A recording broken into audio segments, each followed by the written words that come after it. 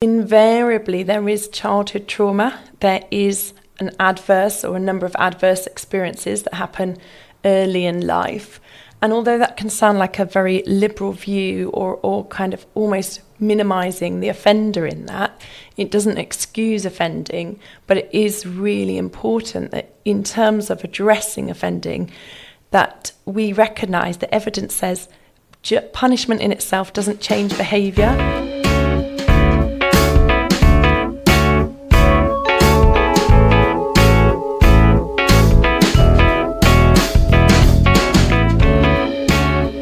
That was Prison Governor Susie Richardson, and I'm news editor of Express, Fiona Potney. It's been a tumultuous year at the prison. In June 2020, Governor Nick Cameron stepped down following a row with government. The loss came at a critical time, in the middle of a pandemic, when prisoners were being forced to spend more time in their cells and less time on training and education activities due to distancing issues. In recent weeks, there have been complaints about prisoners being locked up for too long again. But this time the problem isn't COVID, it's staffing. A shortage of prison officers means that wings of the prison are being put on a lockdown for 1 day each per week. Those recruitment problems have, at least in part, been driven by low morale in the workforce. It's an additional challenge coming at an already tricky time, with the prison trying to balance budget cuts imposed by government while seeing through a new programme which it's hoped will significantly slash reoffending. Steering the ship for 6 months now has been new Governor Susie Richardson. Although she has risen up the ranks, having previously been Deputy Governor in Winchester, she didn't always know prisons were where she would end up. While studying for a degree in psychology and criminology, she started mentoring an ex-offender who reoffended and went back to prison. But they kept in close contact, even later going on to meet each other's families. What she says she learnt from that process was that offenders often have what she describes as a formulaic background, one filled with trauma and hardship. Undoing those difficulties and providing support when they come out of prison are the key tenets of the 7 Pathways model she would like to introduce in Jersey.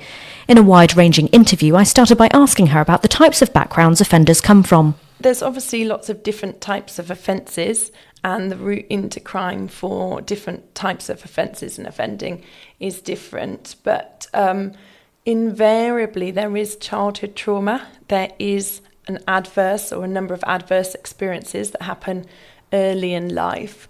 And although that can sound like a very liberal view or kind of almost minimising the offender in that, it doesn't excuse offending, but it is really important that in terms of addressing offending, that we recognise that evidence says punishment in itself doesn't change behaviour. It's got really important outcomes, and having people in custody where they can't commit further offences is really important. But if we don't use that time to really understand the root cause and what's going on for that individual, then we're not going to change that risk ready for when they are inevitably released. So it sounds like that fits in quite neatly to what you're looking at in terms of the 7 pathways. Would you just be able to explain what Jersey's journey will be with regards to that? Identifying the 7 pathways for reducing reoffending isn't new work.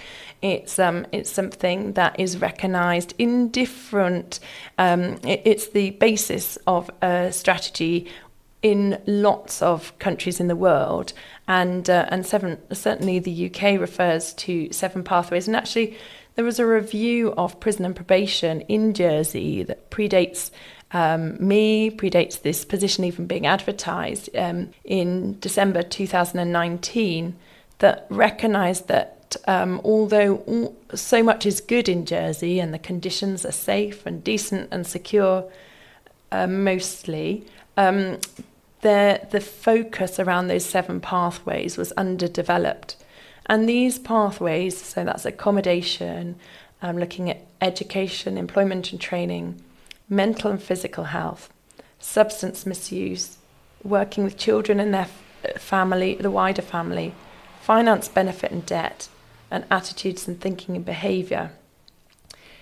What the evidence tells us is if we get all of those 7 pathways right, the chance of somebody coming back to prison is much lower. And it also gives us a structure to really focus everything we do and making sure we are making best use of public money, we are making best use of prisoner time and resources, and checking that we don't end up doing nice to-dos, or sometimes there's a risk that we might support an individual to do another degree or do something which, although interesting and useful, might not be linked directly to reducing their risk. And so by having a framework that is consistent across prison and probation, it means that we can start to intervene and have some impact and working towards some outcomes from the very day that the individual comes into the criminal justice system, from the day that they that we start to that reports are generated for the court, from the initial assessment that's done by probation.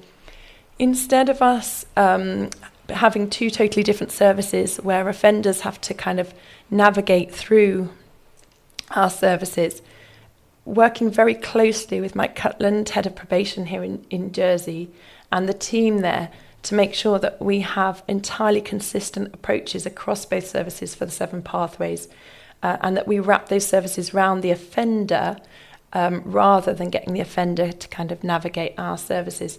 And that makes it a lot more efficient, it reduces the need for duplication, and it also means that we can really build into the OneGov opportunity, looking at all the different departments that already exist on this island and are already paid for, and all the different specialists that we have available to us, and making sure that their interventions and their work are channeled along the pathways as well, so that we're capitalising on all the experience and knowledge around health that already exists on the island, instead of duplicating that in our own small way inside the prison, making sure we're tapping into all that the Department of Health offers. And the same with something like substance misuse, making sure we're tucking into the services that already exist, and education as well. So that's the strategy. So if we can just pause and kind of look at each of those elements in turn and what changes might be brought about. Perhaps you could tell us, for example, with accommodation, what the process is now and what you'd like it to look like under the Pathways model. Absolutely. So, I mean, accommodation's a really good example, and we all know that accommodation in Jersey is tricky for anybody. And wanting to make sure that the resources follow the risk. So what we can't have is prison providing a fast-track opportunity to get accommodation on the island, or that there's a queue jumping, etc. But what we also can't have is a high-risk offender being released into the community to sleep rough, where they have not got the supervision, have not got their basic needs met in order that they can realistically go on to address their health, substance misuse, and look for employment. And has that been an issue before, offenders not having accommodation? Yes, it is challenging. In fact, interestingly, when I spoke to other providers, so speaking to probation officers about what keeps them awake at night, a number of them said finding accommodation for high-risk offenders. And it can't be for a probation officer to lose sleep at night. We have to have an island strategy that actually resolves these things. But everything we've asked for in terms of help across government and across other agencies has been forthcoming. And I'm only 6 months into my time here in Jersey, but my observation so far is that it's an island that absolutely wants to get reoffending rates down and resettle offenders well, and is prepared to invest in it. And I had a really interesting meeting just this morning with the Minister for Housing, and there is a real commitment to getting this right and working with the housing providers to ensure that there's not queue jumping, but that we can manage that risk effectively. So how might that look? How might that be done? Would it be a case of having dedicated specialist accommodation ready for someone to make the transition into the community? Potentially, yes. And this is we're really early in the accommodation pathway. I think it feels like it's been fairly scattergun in the past. And so we're due to have a meeting, and that was the outcome from today, really, with Andium Homes, with probation, with our service. They've already got their pathways for social housing here in Jersey, and making sure that those pathways really cater for offenders as well, and that we understand which tier someone would come into. So in terms of what will that look like, there's quite a lot of work still to be done around the accommodation pathway. If we move on to an incredibly important one, education and training, as well as health, you mentioned the prison wanting to reduce duplication. What does that mean? Does that mean no longer having in-prison things and using kind of, say, health resources from the hospital, for example? Yeah, so we've got a review of health at the moment to make sure that we've got equivalence of care, but really to making sure that our health model draws on the literature around what works to reduce reoffending. So at the moment we have prison officers who are nurses in the prison, and just reviewing how that model works in terms of, at the moment that's for primary and secondary care for physical health, and often requires drawing on experts to come in for mental health. But we also see assessments, quite a lot of money spent on assessments for the court for mental health, and where the report doesn't belong to us, it belongs to the court or maybe the defence, looking at how we can get that sharing of information. So not only is that assessment useful in helping the court reach their decision, but could be useful in us actually intervening and having multidisciplinary reviews, making sure that health are literally at that table and that the prisoner's in the room as well. And we talk about, okay, we know where we are, we know what sentence you've got, now how are we going to use this time to address the underlying issue?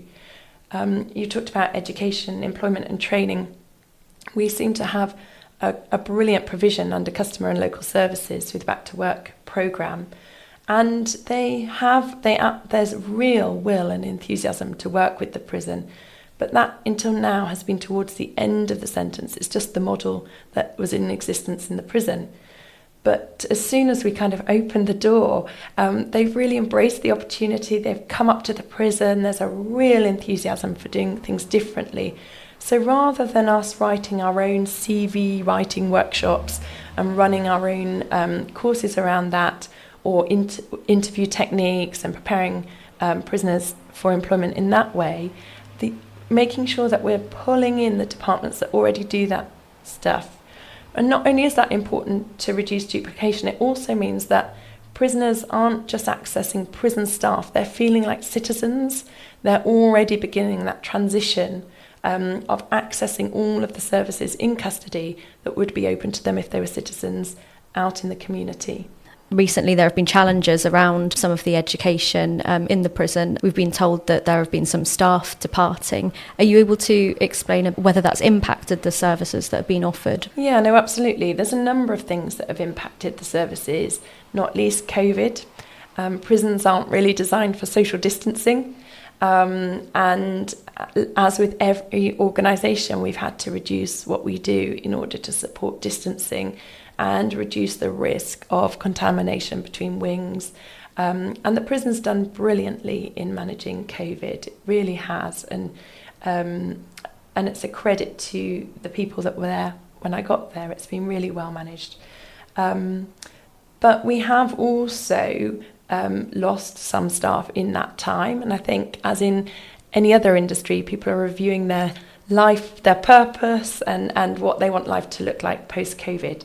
So we have got some recruitment campaigns running at the moment, but we've also been very careful not just to recruit what we've always had and to replace like for like. This is our opportunity to review the operating model, review the skills that we need our staff to have, and making sure that, again, that the model is as efficient as it can be, and where there are opportunities to pull in other departments, redeploying our resource to achieve other bits of work that we might not previously have got to. Do you have a target for reducing headcount? Not specifically around headcount, but we do have a budget reduction. So there was a reduction this year, which has been managed through vacancies, and we've got a further reduction to make next year. But what we want to do is, rather than just hold vacancies where they emerge, redesigning the target operating model so that we've got a plan structure that we can afford, so that we can recruit entirely to that model, knowing it's affordable and we don't have to hold ad hoc vacancies. What are the size of the reductions that you're having to achieve? Yep, so the reduction for 2021 was £420,000, and the reduction for next year is planned for £315,000. So that's a combined 735. Again, with vacancies, we don't expect to have to make any redundancies because we've already more than saved that. So it's just about redesigning the model and then actually being in a position to recruit to a number of those roles. Are you on track to make those savings at the moment? How far are we towards that target? Yeah, the number of vacancies that we have mean that we're not concerned about finances this year or next year, and we're working really well with the staff on the ground floor to make sure that we really understand what we're doing and how we make those decisions so that we don't have any unintended consequences. And I genuinely believe that we'll have a better service even after those reductions. And actually a lot of that is about really aligning management resource. So we will have a very efficient management structure, very lean, in order that we don't undermine outcomes, the face-to-face interactions, which is where the real outcomes are for offenders. So, I mean, obviously this is a long-term vision to make a more efficient service, but naturally when there's a process of transition and change, there can be teething issues with that, as we've heard recently. Currently, due to some of the staffing issues with prison officers, we're on sort of a rotational daily lockdown with different wings. What has been the impact of that on prisoners? Have you had any kind of concerns around mental health, for example, reported to you? Yeah, so we know that locking prisoners up for longer isn't good for mental health. The regime here in Lemoy is outstanding. The amount of hours that prisoners already have out of cells and the access to activities is certainly hours out of cell. It is very good. And activities, as I say, a bit curtailed more through COVID than through staffing. But there is a risk, absolutely, if prisoners are in cells for longer. So there's a number of things that we've done to mitigate that. Some prisoners won't feel any impact at all of the restrictions because if they're doing meaningful work off the wing, they'll still be going off to work as they always did. If they're having interventions or one-to-one work or people that need to access them on the wing, then that's all still available. We've moved some of the sessions around for visits and for education to make sure prisoners can still access exactly what they need to. And some prisoners really thrive. I think some of it's personality. An introvert might be much happier with more time to themselves. They've got all sorts of resources they can access both on IT in their cells and also books and learning materials that they can, with that predictability, we don't have to do ad hoc lockdown because we've got a planned rotation. So prisoners can really prepare for that day and make sure they make good use of it. There are a few prisoners that it just won't suit very well. And generally they're on an additional support plan anyway. And part of their support plan can include them coming out. It might include them sitting on a one-to-one, talking to a trained prisoner to listen to them, or coming out to do a number of tasks on the wing that supports them. So we're lucky in such a small prison with 150 prisoners. The staff know the individuals very well and are able to put that really individual support in place to make sure that nobody's adversely affected by it. In advance of that regime being put in place to try and manage some of the staffing issues, what was the overtime situation like? Did that cause a significant bill, for example, at a moment when you're trying to achieve savings? It did, yeah. Overtime's really expensive, and yes, it did, but it didn't cost more than the vacancies. So certainly prison officers, we backfilled to cover all of the staffing areas with overtime. That was less easy with some of the teachers and vocational trainers, so some of the activities areas. And those staff have just done a brilliant job really at being really flexible, and on occasion we've asked prison officers to go and do some of those roles where they've got the skill set. But it's not so much the financial position, because like I say, we had the vacancies to pay for that. It's more that staff were working lots of hours, and it's really important that prison officers and staff have time away from prison. It's not a normal environment to spend all your time in, and most have got families and friends to spend time with as well. So it felt like a much healthier balance instead of constantly asking staff to come in and do overtime. I think that's something I'd like to reflect on a bit in a moment. I was wondering, can you tell us what the cost of that overtime bill was? I don't have that in front of me, and it's varied from month to month, but certainly in the summer it was a high bill, and our colleagues did really well to staff the prison, make sure that we didn't have to do any knee-jerk changes. It gave us time to really plan for the reduction in regime. And it's a temporary fix. We've got a recruitment campaign running at the moment for prison officers, and nobody ever wants to run a prison on overtime. So again, getting that affordable model where prison officers can just work their shift pattern and have a bit more predictability over it. I know that particularly after COVID, which was a stressful year for everyone across all sectors, it was mentioned in the previous annual report that there were some morale issues among the prison workforce. What's being done at the moment to try and help the workers themselves with their mental health?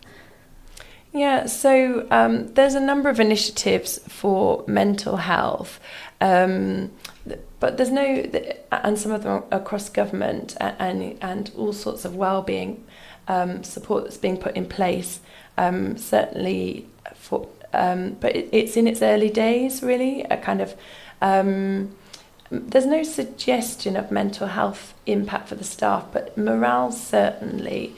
I think some of that has come from a change in leadership, and not only did the staff lose their governor, but they lost their long-standing and highly respected deputy governor who retired. So the timing of that, and a couple of people that just naturally came up for retirement, some really good role models who'd been there a long time. But in terms of morale, there's all sorts of things. We work really closely with the union, who look after their members very well. We've got a socials committee who are just kind of really gathering momentum. We've got an event in December for staff.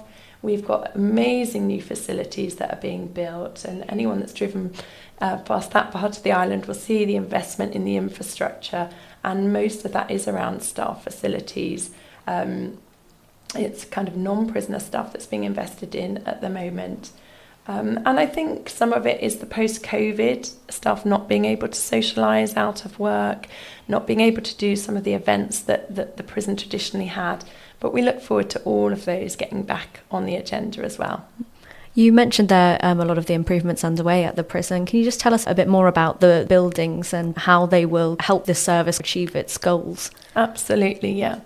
Yeah, no, the infrastructure of the prison is, or certainly will be, amazing. A number of the wings, all of the wings, old wings, have been replaced with new state-of-the-art wings. And that really supports that safe, decent, secure regime that I describe in the prison. There are still, the old wings are standing in the middle of the prison, and some of them were used for exercises with fire and rescue a couple of years ago. So they really literally are burnt out and quite an eyesore, but we look forward to them coming down early next year. And then it's the office accommodation and the infrastructure that is being replaced at the front of the prison at the moment, which we call phase 6.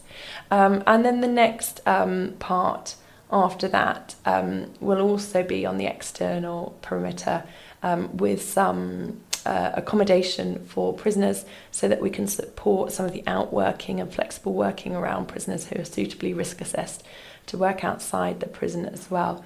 But the evidence is really clear that when you have safe, decent accommodation, and it's light and it's good lines of sight and there's not hidden corners and alleyways, that the safety data really backs up the difference. And it predates me, it absolutely does, but there's real evidence of that investment leading to a much safer prison, where assaults on staff and prisoners are very unusual.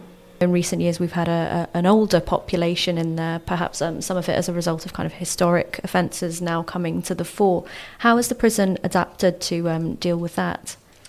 Yeah, the accessibility of the wings is excellent, and because they're modern wings, they're all built to a modern legal specification, which includes lifts, so prisoners can access all areas. Some of the kind of ancillary buildings that are yet to be replaced, so classrooms, for example, are harder to access, so we have to kind of move activities around if we've got a prisoner with mobility issues or a specific physical disability. But again, as we have unit by unit replacement, that accessibility and the flexibility in how we use that space improves all the time. Just to move back to the topic of offender management upon their departure from prison and reoffending rates, I think the current rates are around 40% or so. Do you have a target in mind as to what you want to see that brought down to and over what period? That's a really good question. And actually the data around reducing reoffending is very hard to understand. Different countries, different jurisdictions measure in different ways. I would like to think actually that if somebody reoffends in Jersey, they're very likely to get caught. And the reason I say that is a safe island with a very low threshold in terms of crime. And so although the rates appear high, I would expect that the clear-up rates are pretty high in Jersey as well. So we need to make sure that we're comparing like for like, where we make comparisons with other jurisdictions, and there is some work to do around the existing data capture and how we capture that going forward. And that's not really something that I want to set on my own. I'm the chair of the Jersey MAPA, the Multi-Agency Public Protection Agency, and I work very closely with probation and reducing reoffending, as we kind of really shared at an event that we hosted in the prison last week, is everybody's business. And so when we set those targets, it really does rely on so many other agencies that's a piece of work we need to do together. Can you just tell us a bit about what other agencies we want to get involved in this process of rehabilitation, and also perhaps the wider kind of role that the community plays, because often discussions of former prisoners coming back into the community can be quite heated, quite divisive. Mm-hmm. It can sometimes generate fear. So I wonder if you can tell us a bit about what the not only agencies but the community can do to help with that process. So we hosted an event in the prison last Thursday with a number of ministers, heads of department across government, third sector, so charitable organisations, to really explore under each of the pathways who needs to be involved in the solution. And I guess when you ask about kind of the public, what could they be doing? Some of the issues we have around a small island is that stigma when offenders are released and you Google their offence. But really looking at what ex-offenders can do, particularly when there's such a shortage of workforce, skilled workforce on the island. So we're working with customer and local services to make sure we're developing the skills that the island needs, and really encouraging employers to consider employing ex-offenders, and knowing that between us and the probation service we can work with the employer and the ex-prisoner to talk openly about risk and how we manage risk. And really we want to develop a culture on the island where it is prestigious to employ ex-offenders, where it is trendy in the same way that genuine Jersey and local produce is a real kudos. Looking at some of the companies in the UK like Timpson's, Cook, who make the really high quality freezer meals, and Greg's the Bakers, there is a real precedent in the UK for that being a celebrated contribution to community. And we found that when we had employers, particularly around the construction industry at our event last week, they were genuinely interested in how they can benefit from that workforce, that trained workforce, and employing somebody that we know all about can be safer than employing somebody off the island who we can't necessarily do those background checks on. So really encouraging employers to have an open mind around employing ex-offenders. So you could see that being some kind of accreditation or something like that for local businesses? Yeah, there certainly needs to be a risk management process, and in time, and we've got to make sure that we get that we do things in the right order, and there's timing's key in all of these changes. But in time, we have got aspirations. We've got a fantastic catering team in the prison, really good people who care about making a difference as well as just providing food. And we would like to develop a catering academy. We've been working with Highlands, looking at theirs and how we could duplicate with their support that type of facility, so that we could invite employers into the prison, and part of the interview is actually being served by the prisoner, and then potentially discussing a contract at that point, and really looking at how we do that in a number of trades in the prison. Looking at the before offending, you mentioned very early on that a lot of criminal activity can be linked with things like childhood trauma. What can we do in that regard? What kind of preventative things can be done? Stopping the cycle of offending is so important. We know that offending runs in families, not always, but a fair amount does. And so that really comes under the children and families pathway, and the way that we work with children now to build and maintain relationships with parents, the way that we upskill our prisoners in parenting, and also working with other agencies who work with vulnerable children. For example, the NSPCC are really keen to work with us and advise us, because we're not experts in children, we're experts in running prisons, but really making sure we are pulling the experts in and that we're meeting the needs of the child as well as the prisoner. I know that family is one of the 7 pathways. How do you bring the families themselves on board in this process? It's really important, and something that we've not done too well during COVID. No criticism at all to the prison, but it's just been a very difficult. Certainly, the normal visits we've got used to have been difficult, and even when they've happened, it's been socially distanced. I must say that Jersey was ahead of the curve with what they call purple visits, which is virtual visits, which the UK copied from Jersey, and Jersey absolutely led the way in purple visits and enabled prisoners to have really good quality virtual visits even during the height of the pandemic. But now we've reintroduced family visits, so they're really interactive events for children with their parents who are in prison.